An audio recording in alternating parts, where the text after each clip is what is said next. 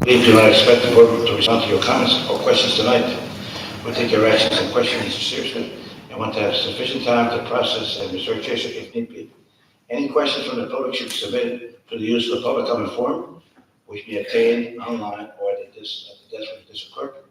Will the proper staff member get back to you as appropriate. I also want to point out that the state, federal, and privacy laws are unable to address any comments or questions about specific students or school personnel. We would ask you to go to the appropriate administrative channels. A total of 30 minutes at the beginning of each board meeting is set aside to allow public comment on agenda items only. Public comment at the beginning of the meeting is limited to only the items on the agenda. Person who wants to participate in the public comment period of the meeting are asked to provide their name and the specific agenda items about which they wish to speak. A sign is located in the district clerk. Individual comment on agenda items limited to 3 minutes and are welcome. If you wish to address items related to a school district that are not on tonight's agenda, another comment period is provided at the end of the meeting. In the interest of civility and respect of different points of view, clapping, booing, or any disturbance or disruption due to either public comment period is not permitted. With that being said, again. No, okay. 4.2, communication announcement received by the Board of Education. I'm saving myself.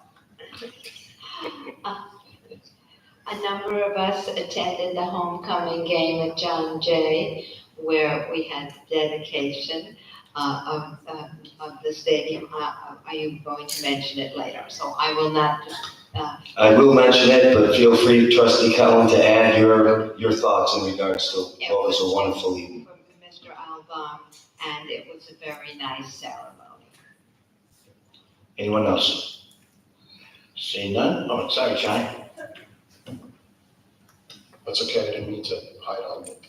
I just wanted to pass along a report that I received with regard to the Royce C. Ketchum cross-country team going to the Ocean State meet in Rhode Island a week ago this past weekend.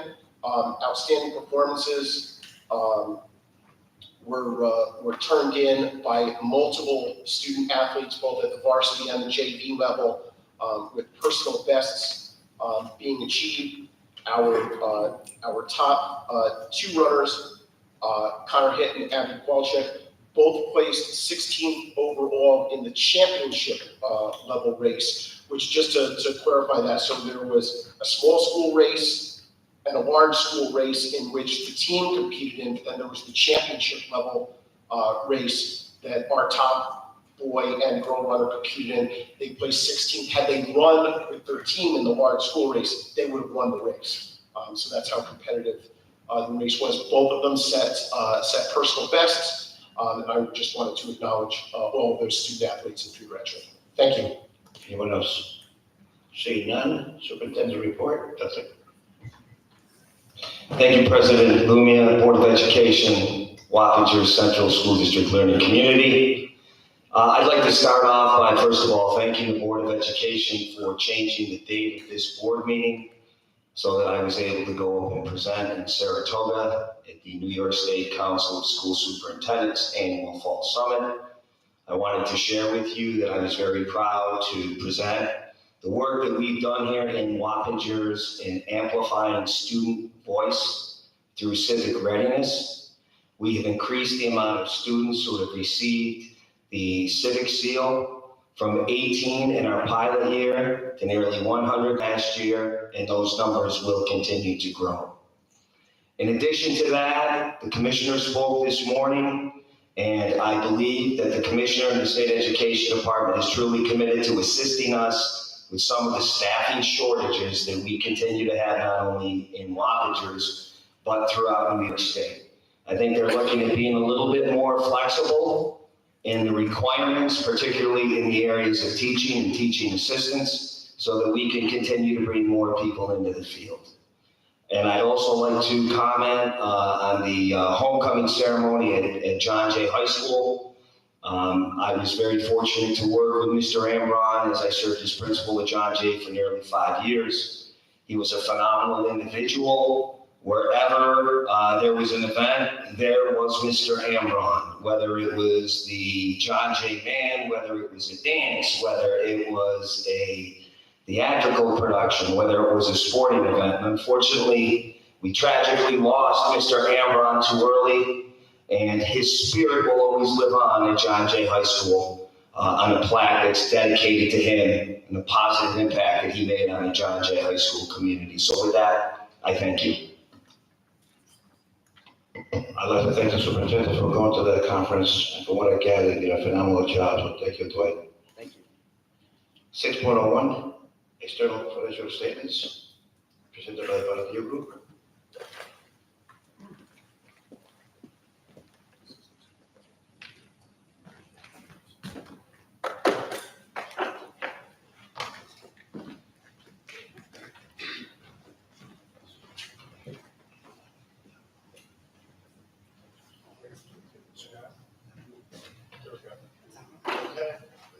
Let's turn this a little bit.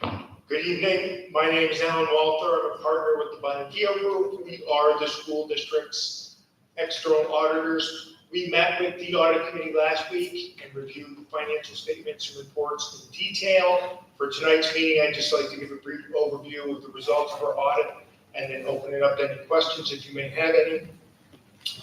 I'd like to thank Kristen as she hands out the reports for all her efforts.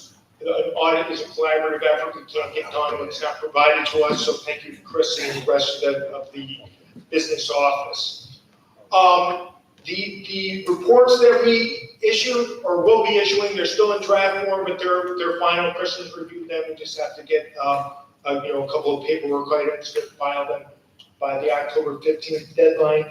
There's an audit of the financial statements of the school district, an audit of the extra classroom financial statements, and then a required communications letter. So a brief summary of the overall results of the audit. We will be issuing an unmodified opinion on the school district's financial statements. That is the highest level of assurance we can give on your financial statements, and that is the opinion that all the users of the financial statements, the state education department, the bond rating agencies, the state controller's office, that is the opinion that they will be looking for. With regard to internal controls in the government auditing standards report, no material weaknesses, no significant deficiencies. There was one compliance finding that your unreserved, undesignated fund balance was in excess of the 4%, in New York State 4% limitation. I believe that Kristen has already developed a corrective action plan to address that. Some of the financial highlights: your general fund, overall fund balance at the end of the year was $34.2 million. Your capital fund, your capital projects fund had a deficit of $39 million, which should not be a concern of the board. That will be eliminated as the outstanding bond anticipation notes are redeemed. At the government-wide level, the school district has an overall deficit net position of $740 million. That is because of having to recognize the other post-employment benefits liability, which is a long-term actuarially computed liability for the school district's health insurance that owes its retirees and its employees that are expected to become retirees. That's the extent of my comments, unless there's any questions from the board. Well, first of all, I'd like to thank you for your presentation, and being chairman of the audit committee, Mr. Morgan will make some comments if possible. Sure. As you stated, the audit committee did meet with the Bonadillo Group just last week. Serving on the audit committee are Trustee Johnson, Trustee Odoms, myself, and at that meeting, President Wunmi was there in an ex officio capacity, as was our assistant superintendent for business. With regard to the overall deficit that you just addressed, which is numerically and factually accurate, it kind of gets dropped like a bomb every year.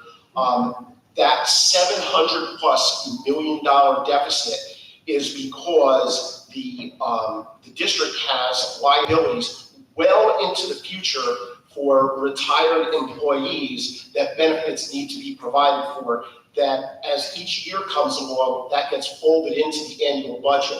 But that liability, that obligation remains there, and from a public school system accounting standpoint, is taken into account each and every year, and then a huge number, which, correct me if I'm wrong, but within the past handful of years, approached $1 billion, but is now down to less than $750 million, is something that I thought needed some explanation for people that don't sit in that meeting. Thank you, as President Umi said, for your work, and we're very happy to have the highest possible rating that can be issued. Any other questions? Seeing none, thank you. Thank you very much. 6.02, approval of the external audit financial statement. John? Resolved that the Board of Education does hereby approve the annual audit and financial statements from the Bonadeo Group for the fiscal year ending June 30th, 2023, as recommended by the Audit Committee and as presented by the Bonadeo Group. So moved. Marie, second. Peggy, all those in favor? Thank you. Unanimous? Thank you. 7.01, consent agenda resolutions. Anyone want to pull anything from the consent agenda? Seeing none. John?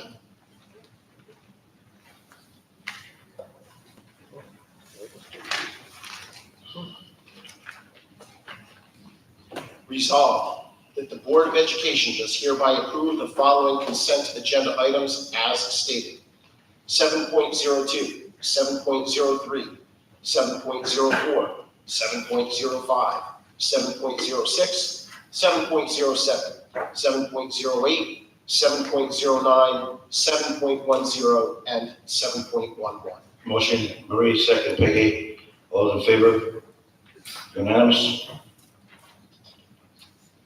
I'd just like to make one comment on 7.11. I'd like to thank Susan and Thomas Brooks for their contributing $1,000 to the scholarship fund for the dad who was to be a principal at Rose High School. Okay, 8.01, approval of the district comprehensive improvement plan and the school comprehensive education plan for Robert Junior High School. Okay. Whereas, start again. Whereas the New York State Education Department Commissioners Regulation 100.18H3BI requires that the Board of Education approve the district comprehensive improvement plan and the comprehensive education plans for schools identified by the New York State Education Department as a targeted support and improvement school. And whereas such regulation requires that each TSI school develop and implement a comprehensive education plan, and whereas this plan will be formally approved by the Board of Education, and whereas the Board of Education reviewed the school comprehensive education plan for Wappingers Junior High School, now, therefore, be it resolved that the Board of Education, upon the recommendation of the Superintendent of Schools, approves the comprehensive education plan for the district and Wappingers Junior High School for the 2023-24 school year. Motion, Marie, second. Peggy, discussion? Your mic on. Any discussion? Any questions? John? Just a quick question. Dr. Bond, could you comment on any differences between past TSIs and the current one, or if you want to have another member of your team address that, that'd be fine.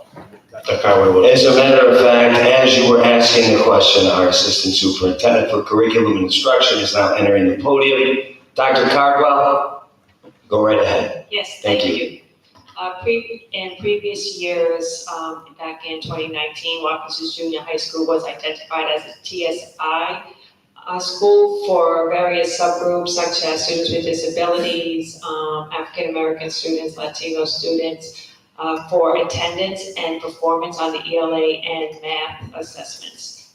This year, we were cited and placed on the improvement list for our English language learners, students for how they performed on the ELA and math assessment. So if I understand that correctly, in 2019, there were 4 areas that the school was cited as being deficient. 3 of those areas are no longer deficient. There's 1 area that is, and that's English language learners. But all of the citations that we received in 2019, we made improvements on. So we are no longer cited for any of the areas we were previously cited for. We are cited for a New area. This was added. Yes, Okay. Thank you for the clarification. you're welcome. Yeah, and Dr. Cardinal, one of the key components from my reading of the reports that your office has shared with the board is one of the issues with the previous 4 groups that we're no longer on watch for, and for the current group, is truancy or school attendance is a big portion of, or at least a contributing factor to the work that needs to be done. So actually getting kids to come to school is part of the challenge. Yes, attendance does impact academic performance. However, we are not cited for attendance for this go around. We were cited for attendance previously. Thank you for clarifying that. Thank you, Dr. Farwell. Any other questions?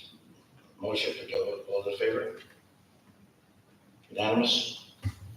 8.02, approval of memorial plaque.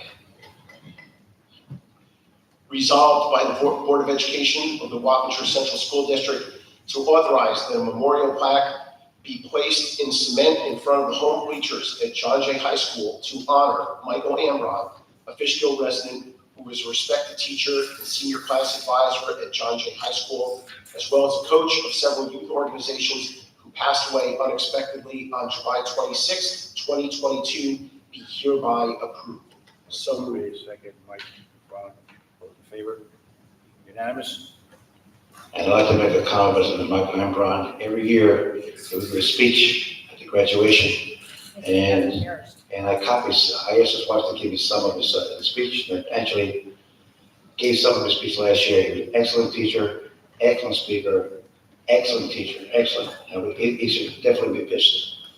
John, if I could just add to that, he spoke at graduation at the request of the senior class. Absolutely. Not just because they said, oh, you give the speech. Well, he's The done senior that. class would vote, and that he was chosen. He's done that for the last 10 years, whatever. Every year, I have to listen to his speech, and it was enjoyable, unlike mine.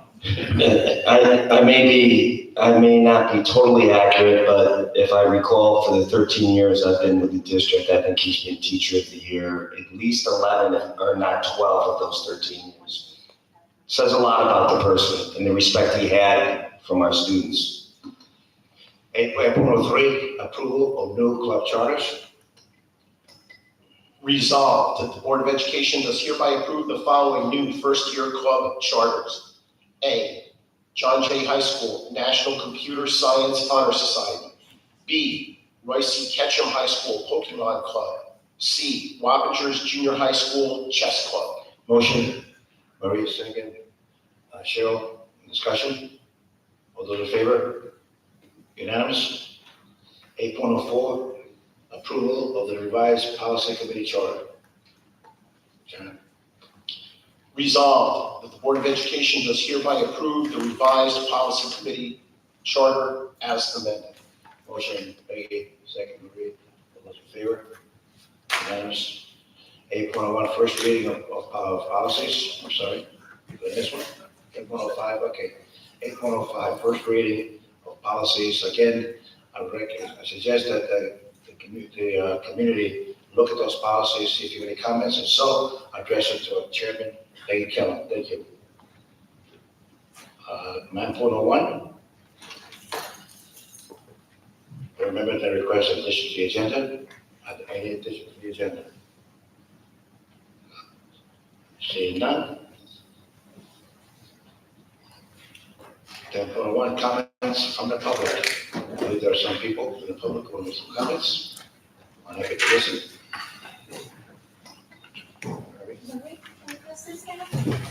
Thank you. It's a job, so. Ms. Segura? Yes, You have the floor. Hello, Mr. Lumia, Mr. Morgan, Ms. Johnson, Ms. Kellen, Ms. Please speak louder, a little bit louder. Sorry, Wait a minute, just hold on a minute. okay.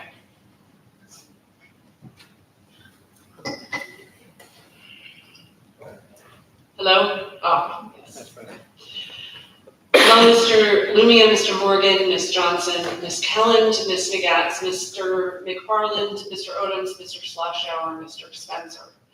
Around the country and right here at home, communities are dealing with extremist groups that would defund our public school system and infringe on the rights of parents and families. One of the largest groups behind these attacks is called Moms for Liberty.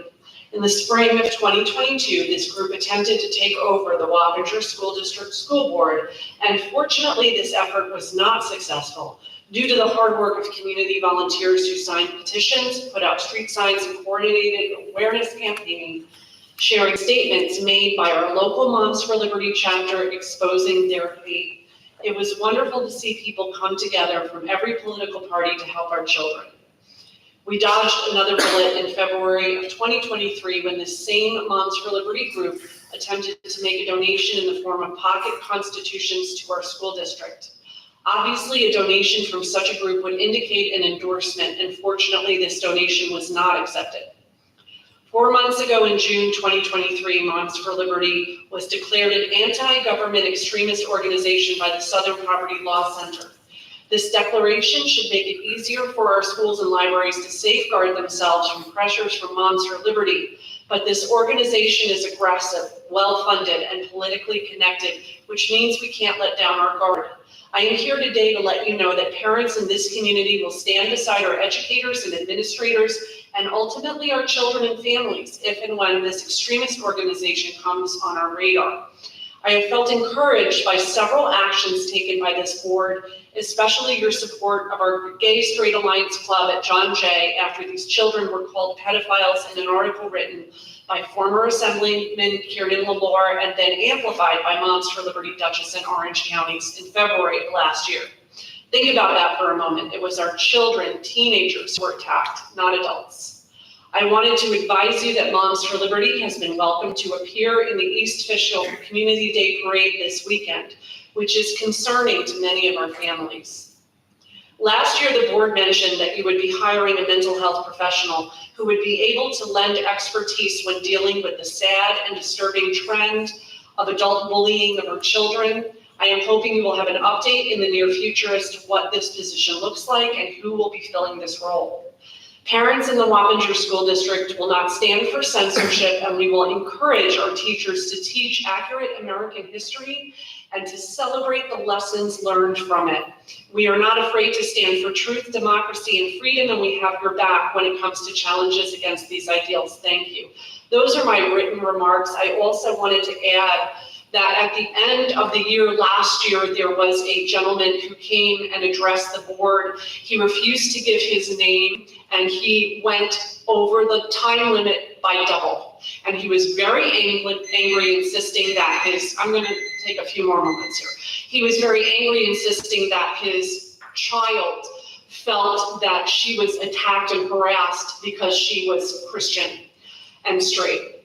And I was disappointed that the board did not hold him to their rule of having to say who he was and to the time limit.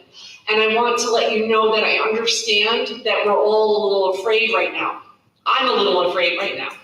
And I understand that someone who comes on and is loud and aggressive and angry and targeting is somebody that you may be afraid to hold to the rules. But that was disturbing enough to me that I felt the need again to come up here at the beginning of the year and say, let's start this out right. Our children have suffered through so many things. They've suffered through a pandemic, civil unrest. They have, school shootings have become a normal part of their lives. I think our kids are rock stars just for surviving. And I think we need to stand by them and have the courage to defend our kids rather than letting them be seen as the other and described as the other. So I would encourage you please to take a stand at every opportunity that you can when this kind of disturbance comes. to Wappinger School District. Thank you for your comments. Gregory Totino?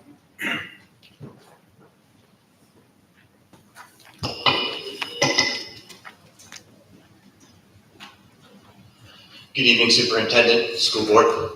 My name is Gregory Totino. I'm here this evening on behalf of Town Official Supervisor Ozzie Albra. On Monday, the Town Official celebrated the grand opening of a sensory playground located at the Doug Phillips Park in our town. This is a public park space, and the town has been investing considerably in our park spaces in recent years. The sensory playground was an initiative which has been completed thanks to two of our council members, Louise Daniele and Carmine Istvan. And it is an inclusive, safe play space for children of all play needs, whether they have differing abilities or are simply looking for a safe and fun place to enjoy themselves. It is an opportunity for children and families to have a safe and nice time out in a really wonderfully renovated park area. We were blessed at the grand opening yesterday to have in attendance Assistant Superintendent for Student Support Services, Richard Zip, in attendance, along with some students from Fishkill Elementary School.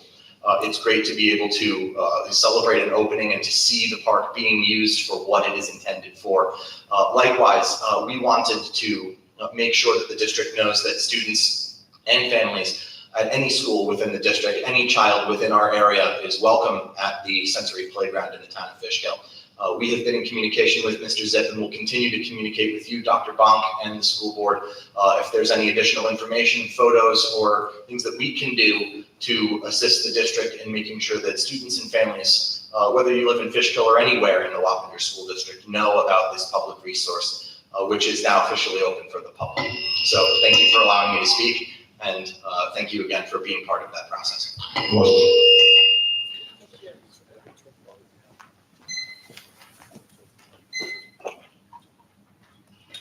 Thank you for extending the invitation. And fantastic park. Somebody make a motion to adjourn, please. Marie? Resolved that the Board of Education does hereby adjourn the October 3rd, 2023 Board of Education meeting. The time is 8:11 p.m. Motion Marie, second Mike, all in favor? Unanimous. Thank you for attending.